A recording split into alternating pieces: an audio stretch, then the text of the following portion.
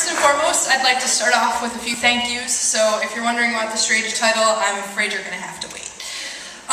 First, I'd like to thank my benevolent mother, who, besides deciding a third childbirth without an epidural was a good idea, has also put up with my faults and annoying habits since then.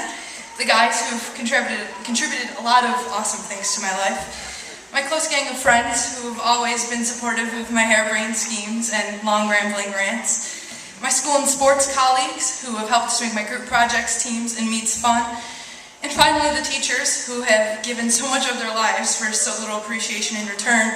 Special shout-outs in that particular area go to the English department, who are the most professional, responsible, and respectful group of adults I've ever met. And Mr. Sesney, who's around here somewhere, he can run 3 separate classes, the teachers' union, and part of the senior class responsibilities, all without breaking a sweat. It cannot be repeated enough. Tonka Shane Lair for everything.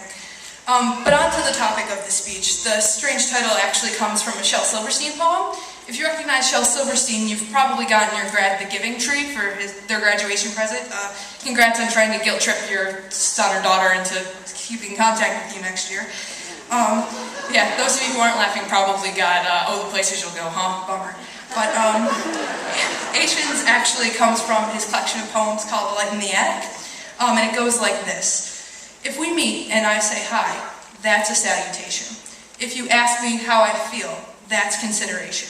If we stop and talk a while, that's a conversation. If we understand each other, that's communication. If we argue, scream, and fight, that's an altercation. If later we apologize, that's reconciliation. If we help each other home, that's cooperation. And all of these Asians added up make civilization. And if I say this is a wonderful poem, is that an exaggeration? And yeah, I mean, it sounds simple, but that's really all there is, right? I think we try and complicate our lives with all of these first world problems that really just don't matter. Oh no, the material things we put too much importance in failed us. We have these passive-aggressive feelings we want to vent on a social media site, or even worse, somebody's venting passive-aggressive feelings about us on a social media site. Ray Bradbury, may he rest in peace, once said, looking back over a lifetime, you see love was the answer to everything. He put it so well that there's really not much I can add to that, but there were a couple of non-related comments I did want to get in before I can finally sit down. Bruce Springsteen once said of adversity, come on and take your best shot. I mean, see what you've got, bring on your wrecking ball. In the words of Polonius from Shakespeare's Hamlet, oh, I am slain, a Dutch proverb says, don't upset the farmers, they have pitchforks and they burn things. And finally, everybody, don't forget to be awesome. Thank you very much.